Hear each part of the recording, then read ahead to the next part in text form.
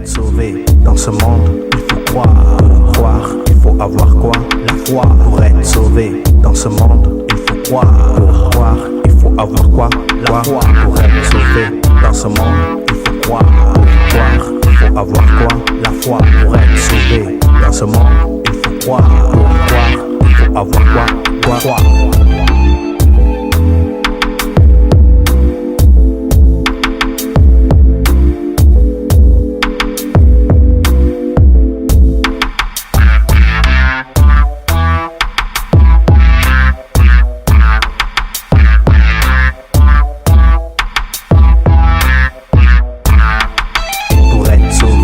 Ce monde, il faut croire. Croire, il faut avoir quoi? La foi. Pour être sauvé dans ce monde, il faut croire. Pour croire, il faut avoir quoi? La foi. Pour être sauvé dans ce monde, il faut croire. Croire, il faut avoir quoi? La foi. Pour être sauvé dans ce monde, il faut croire. Pour croire, il faut avoir quoi? La foi.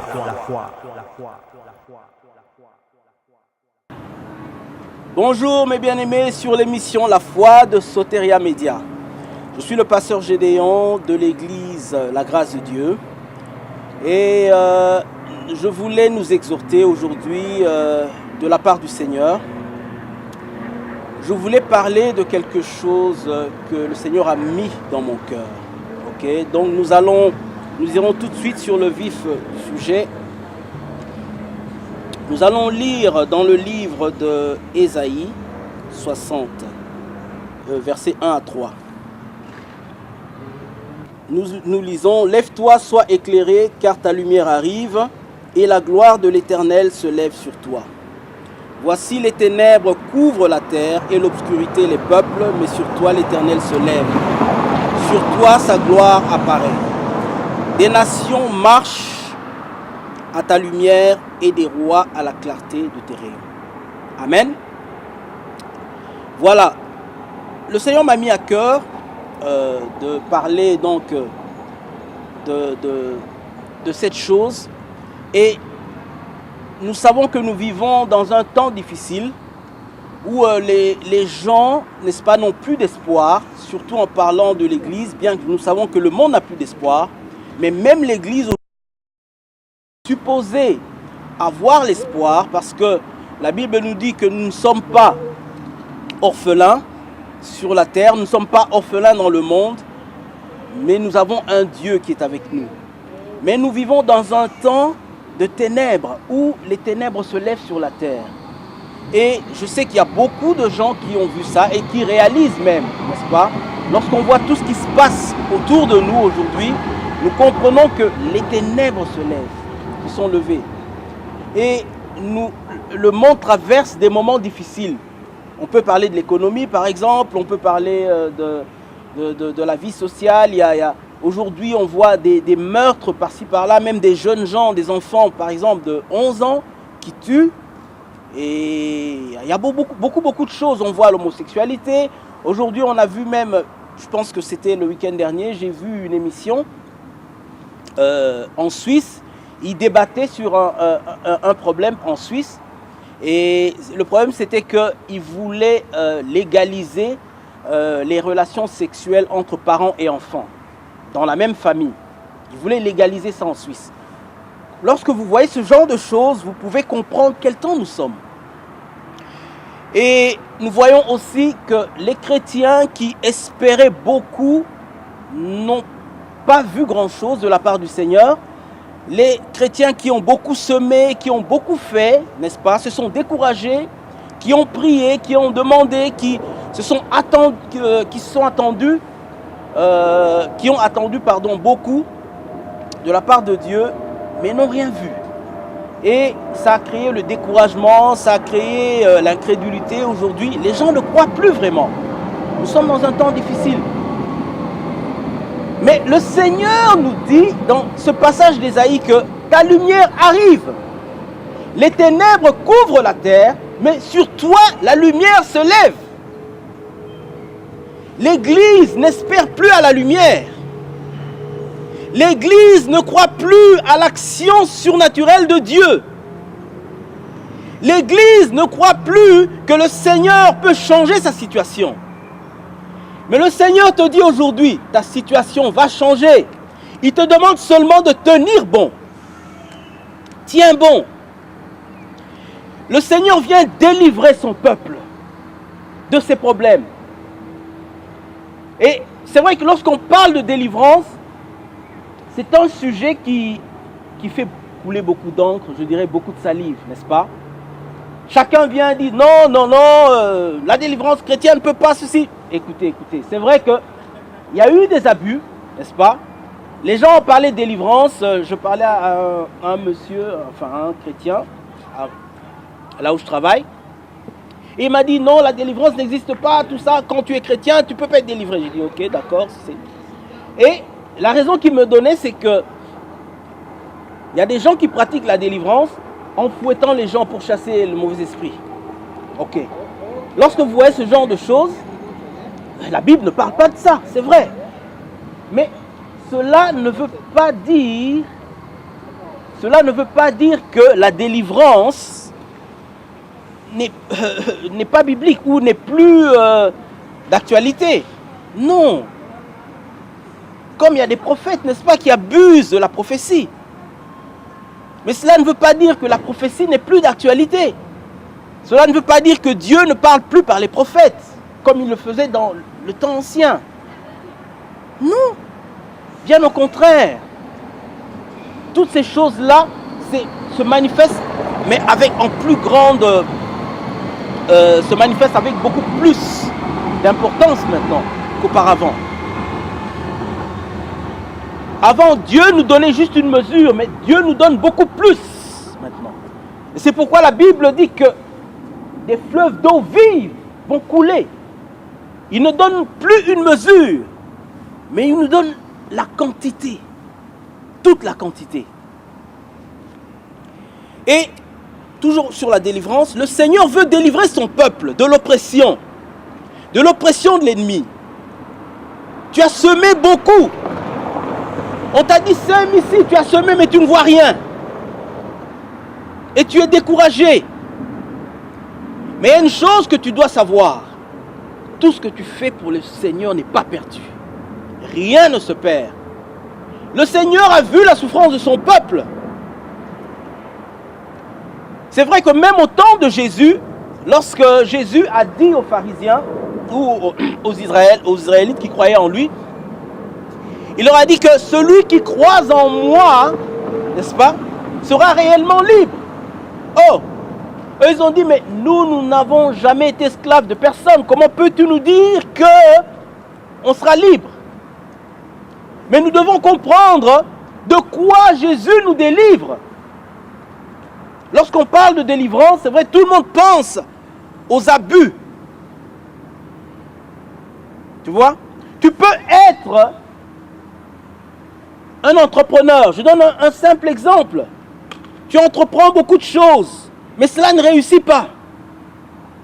Ça ne réussit jamais. Mais en tant que chrétien, tu devais réussir, parce que tu as l'Esprit de Dieu.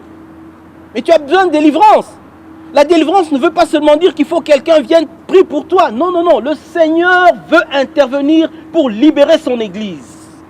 De sorte que nous arriverons dans un temps où tu vas semer et tu vas récolter. Où tu vas prier et la puissance de Dieu descendra. Où tu vas parler et le Seigneur va se manifester. Nous arrivons dans ce temps-là où le peuple de Dieu va porter du fruit. Lorsque nous lisons l'histoire de Gédéon, le peuple était déjà sorti d'Égypte. Mais il est encore tombé sous le pouvoir de ses ennemis. L'Église est déjà sortie d'Égypte. Mais il est encore tombé sous le pouvoir de son ennemi. Lorsqu'en tant que chrétien, tout ce que tu fais ne marche pas, tu as besoin de délivrance. Lorsqu'en tant que chrétien, tu n'arrives pas à marcher dans la crainte de Dieu, tu as besoin de délivrance parce que le Seigneur est venu te délivrer de la puissance du péché. Lorsqu'un chrétien, tu n'arrives pas à te détacher de l'influence du monde, tu as besoin de délivrance. Délivrance ne veut pas dire qu'on va venir prier pour toi. Monde, sors de lui. C'est pas ça. C'est pas ça. Sors de ce genre-là. Je ne viens pas vous amener ce message-là. Le Seigneur, pourquoi d'abord Dieu nous délivre? Lorsque vous lisez le passage d'Exode, pardon, Moïse, lorsqu'il est allé voir Pharaon, qu'est-ce qu'il a dit? Il a dit, je veux que mon peuple, le peuple de Dieu, sorte pour qu'il aille le servir au désert. Et Pharaon a dit non, que le peuple offre des sacrifices ici. Moïse a dit non, non, mais les sacrifices que nous allons faire sont en abomination aux Égyptiens, ils vont nous lapider. Tu vois? Lorsque Dieu te délivre, lorsque Dieu nous délivre, premièrement, c'est pour qu'on soit capable de le servir dans la vérité et dans la justice. Dans le livre de Luc, il est écrit aussi que Dieu a envoyé un puissant sauveur qui va nous libérer du péché, qui va nous libérer de ses ennemis et qui va nous permettre de le servir dans la justice tous les jours de notre vie. Mais si, en tant que chrétien, il n'y a plus de justice, nous n'avons plus de justice, nous n'arrivons plus à marcher dans la justice, bien aimé, nous avons besoin de délivrance. Et il y a deux raisons que le Seigneur m'a montrées. Pourquoi son peuple est sous la puissance de ses ennemis, alors que le peuple devait dominer sur ses ennemis. La première, il m'a montré justement cette histoire-là, quand le peuple est sorti d'Égypte. Ok? Nous allons lire un passage rapidement, ce que le Seigneur dit. « Oh, si mon peuple m'écoutait, si Israël marchait dans mes voies, en un instant je confondrais leurs ennemis. Je tournerai ma main contre leurs adversaires. Ceux qui haïssent l'Éternel le flatteraient. Et le bonheur d'Israël durerait toujours. » Ici dit, le bonheur d'Israël durerait toujours. Mais lorsque nous regardons l'Église aujourd'hui, lorsque nous regardons les chrétiens aujourd'hui, on ne voit pas le bonheur. Ils n'ont pas l'air heureux, ils sont toujours tristes. Je parle en général. Ils ne vivent pas une vie de victoire. Alors que nous avons Dieu avec nous, la Bible dit, si Dieu est avec moi, qui serait contre moi? Que peut me faire un homme? Mais aujourd'hui, on a peur. Il y a des chrétiens qui n'arrivent plus à dormir. Est-ce que vous trouvez ça normal? Il y a des chrétiens qui ne réussissent pas dans ce qu'ils font. Il y a des chrétiens qui sont toujours tristes. Aujourd'hui, on voit des divorces par-ci par-là, les mariages chrétiens qui se... Aujourd'hui, on voit des enfants chrétiens qui sont dans la rue, en train de faire du banditisme. C'est l'échec de l'Église. Alors que l'Église devrait être victorieuse. Mais le Seigneur n'en a pas fini avec toi. Le Seigneur n'en a pas fini avec nous. Le Seigneur a vu justement que l'Église n'arrive pas. Autour de nous, Dieu, dans son plan, nous devions apporter la vie. La Bible dit, nous sommes le sel de la terre. Le sel, ça amène le goût à la nourriture. Et dans ce monde sans goût, c'est pourquoi les gens se suicident. Ils n'ont plus le goût de vivre. Mais l'Église était... Le but de l'Église, c'est de ramener l'espoir dans ce monde. Mais l'Église n'accomplit pas sa mission, en général bien sûr. Je parlais encore d'une histoire, j'en ai parlé une fois. Une de mes cousines qui habite à Londres, au centre-ville, elle se réunissait avec sa copine tous les mercredis pour prier. Elle se réunissait à la maison. Elle habitait dans un immeuble. Et il y avait un voisin qui avait des problèmes dans sa maison. Et ce voisin-là, je pense qu'il entendait des pas. Il y avait des pas, c'est des gens qui marchaient dans sa maison tous les jours pratiquement. Et il était tourmenté par un démon ou des démons. Et ma cousine, ne sachant rien, elle se réunissait tous les mercredis avec sa copine. Mais qu'est-ce qui se passait? Un jour, le voisin est venu la voir. Il lui a dit: ah, écoutez madame, je vous entends prier tous les mercredis. Mais vous savez quoi? Tous les mercredis, quand vous venez ici, ce que je ressens, ce que j'entends chez moi, les pas, les choses des sons dans ma maison, ne se font plus entendre. Ne se font pas entendre. Tous les jours, ils sont là, mais le mercredi, ils ne sont pas là. Vous comprenez? Et imaginez un peu que ma cousine prie tous les jours dans cette maison. Ce monsieur-là serait délivré. Mais l'Église aujourd'hui n'arrive pas à apporter le goût à ce monde, n'arrive pas à apporter la délivrance à ce monde, n'arrive pas à apporter le salut comme le Seigneur l'avait prévu. L'Église elle-même est maltraitée. Elle n'arrive pas à marcher. Comme j'avais dit tout à l'heure, la première chose, c'est le problème de la désobéissance. Et c'est pourquoi l'Éternel a dit: oh mon peuple, si mon peuple m'écoutait, s'il marchait dans mes voies, en un instant, je confondrai ses ennemis. La main de l'Éternel n'est pas trop courte pour guérir. Elle n'est pas trop courte pour sauver. Elle n'est pas trop courte pour délivrer. Il faut sortir du péché, sortir du mal. Demande l'aide du Seigneur, le Seigneur va t'aider. Décide-toi, repens-toi. C'est pourquoi la Bible dit: repentez-vous, le royaume des cieux est proche. Le royaume des cieux n'est pas proche pour un jugement, mais le Seigneur vient pour sauver son peuple, pour délivrer son église de l'emprise de l'ennemi.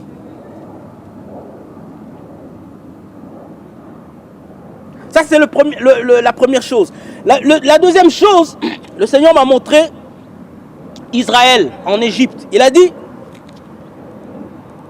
la première c'était la désobéissance. La deuxième chose c'est Israël. Israël, lorsqu'Israël était en Égypte, il n'était pas esclave à cause du péché, non. Israël c'était un peuple béni, rappelez-vous. Israël est arrivé en Égypte à cause de Joseph, qui était premier ministre en Égypte. C'était un peuple béni, un peuple influent. Et il a été victime des attaques de Pharaon, de l'oppression de Pharaon à cause de son influence. Pharaon avait peur de lui. À cause de l'Esprit de Dieu qui est sur toi. À cause de la mission que Dieu a mise en toi. Tu ne sais même pas pourquoi Dieu t'a appelé. Tu ne sais même pas quelle est ta mission sur la terre. Tu as une grande mission sur la terre. Mais l'ennemi, lui qui voit, le sait même mieux que toi. Et c'est pourquoi tu es dérangé. C'est pourquoi tu es attaqué. C'est pourquoi tu es tourmenté. L'ennemi sait que tu es fort. Parce que si toi tu te lèves, il ne pourra rien contre toi. C'est pourquoi il te maltraite. Pour te faire croire que tu es faible. Mais tu n'es pas faible. Parce que tu as en toi celui qui a vaincu. Celui qui a vaincu les puissances des ténèbres. Jésus-Christ. La Bible dit, celui qui est en moi est plus fort que celui qui est dans le monde. Jésus qui est en toi. Ce Jésus-là, c'est lui qui a vaincu le diable et toute son armée. Il a vaincu le péché. Il a vaincu tout. Alléluia. Et nous allons lire ce passage dans Exode, rapidement. Exode 1, verset 8, a dit: il s'éleva sur l'Égypte un nouveau roi qui n'avait point connu Joseph. Il dit à son peuple, voilà les enfants d'Israël qui forment un peuple plus nombreux et plus puissant que nous. Allons, montrons-nous habiles à son égard, empêchons qu'il ne s'accroisse et que s'il survient une guerre, il ne se joigne à nos ennemis pour nous combattre et sortir ensuite du pays. Alléluia. Écoutez, il dit, si il survient une guerre, l'ennemi sait déjà que si toi tu te lèves pour la guerre, il est déjà perdu. Il sait. Il sait déjà.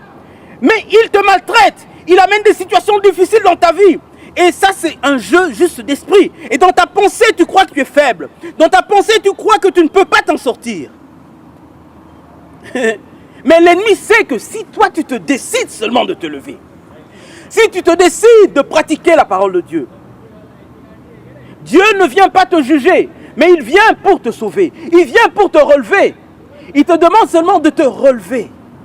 Si tu es sorti de la voie de la justice, reviens. C'est pour ça qu'il dit, repens-toi, car j'arrive avec la bénédiction. J'arrive avec la délivrance. Je ne veux pas que tu sois distrait au moment où j'arrive. Viens, redresse tes voies. Je viens pour te délivrer. Je viens pour te sauver. Je viens pour te relever. Dieu ne se repent pas de ses dons, il a dit. Qu'est-ce qu'il veut dire par là? Je sais que ça veut dire beaucoup de choses, mais dans ce passage, dans ce que l'Esprit m'a dit, ton appel, tu n'arrives pas à accomplir ta mission, mais Dieu ne s'est pas repenti. Il dit, je n'en ai pas fini avec toi. Tu dois accomplir ta mission. Tu dois délivrer les nations. Tu dois sauver les nations. Nous avons lu tout à l'heure dans Ésaïe 60, verset 1 à 3, qui dit, la lumière se lève sur toi. Pendant que les ténèbres couvrent les peuples, sur toi la lumière se lève. Pendant que les nations entrent dans des problèmes, dans des troubles, où ils ne trouvent pas la solution, Dieu vient mettre la solution dans l'église. Et ils vont se tourner vers Dieu à travers l'église. Ils vont se tourner vers l'église pour chercher la solution. Dieu va déverser sur toi la sagesse. Oh, Marukana Sekere Mayaka. L'intelligence. Écoutez, les nations, on leur a donné l'intelligence pour créer beaucoup de choses. Mais ils n'ont même pas connu ou reconnu d'où venait cette intelligence. Le Seigneur va donner l'intelligence à l'Église. Les nations vont marcher à ta lumière dans tous les domaines. Dans le domaine de l'économie. Si vous lisez comment Joseph dirigeait l'Égypte, l'Égypte marchait selon les conseils que donnait Joseph. Sans les conseils de Joseph, l'Égypte ne pouvait pas marcher. Toutes les stratégies économiques, c'est Joseph qui les donnait. Tout le management, comment gérer les cultures, tout ça, c'est Joseph qui le donnait, qui a tout établi. Pharaon n'a plus rien fait, c'est Joseph qui avait tout établi. Il avait même établi des nouvelles lois. C'est Joseph. Dieu veut déverser ça sur toi. Mais pendant que tu es distrait, tu recherches des choses vaines. Le Seigneur a dit, recherchez premièrement le royaume des cieux et sa justice. Et toutes ces choses vous seront données. Ne perds pas ton temps à rechercher ces choses-là. Comme Saül, il recherchait les ânesses de son père, alors que Dieu lui réservait le trône. Dieu te réserve le trône. Fixe tes regards sur Jésus. Sors de la distraction. Écoutez, quand Saül est devenu roi, est-ce que vous ne pensez pas qu'il a eu tout ce dont il avait besoin? Of course, bien sûr. Dieu ne nous empêche pas d'être riches ou d'avoir des possessions. Non, le problème c'est que ton cœur ne soit pas attaché à ces choses-là, plus que Dieu. Sinon ça devient l'idolâtrie.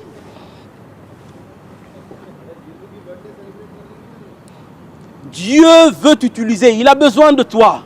Relève-toi. Même Samson, à la fin de sa vie, il a accompli le plan de Dieu. Bien que l'ennemi essaie de le détourner. Samson a accompli le plan de Dieu. Dieu veut accomplir son plan dans ta vie. Il veut que tu te lèves. Dieu voit les nations meurent. Il y a des millions et des millions qui vont en enfer. Mais c'est toi qu'il veut utiliser. Mais toi-même, tu dors. Parce que tu es environné de soucis.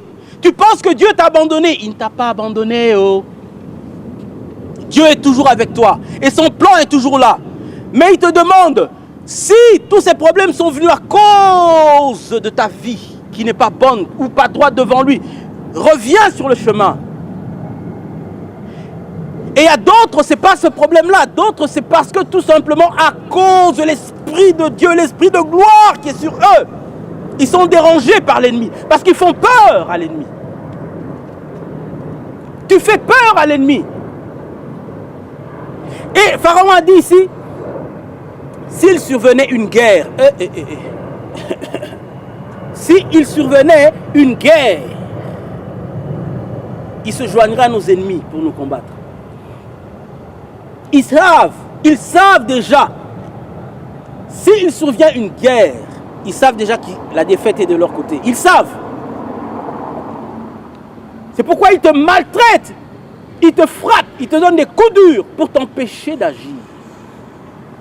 Et avec tous les soucis que tu as, au lieu de passer ton temps parfois dans la prière quand tu es chez toi, tu es là devant la télé du matin au soir, tu regardes tous les programmes, je ne sais quoi, et tu ne reçois rien.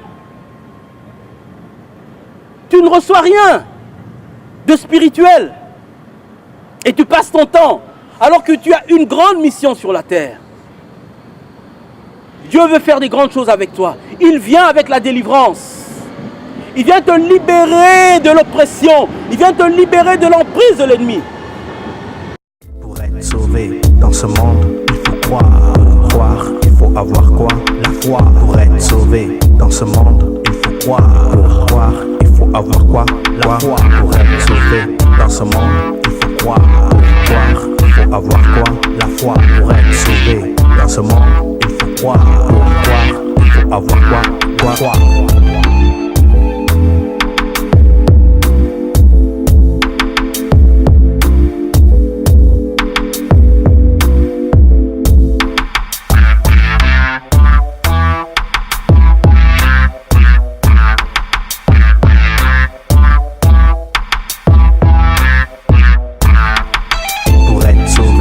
Ce monde, il faut croire. Pour croire, il faut avoir quoi?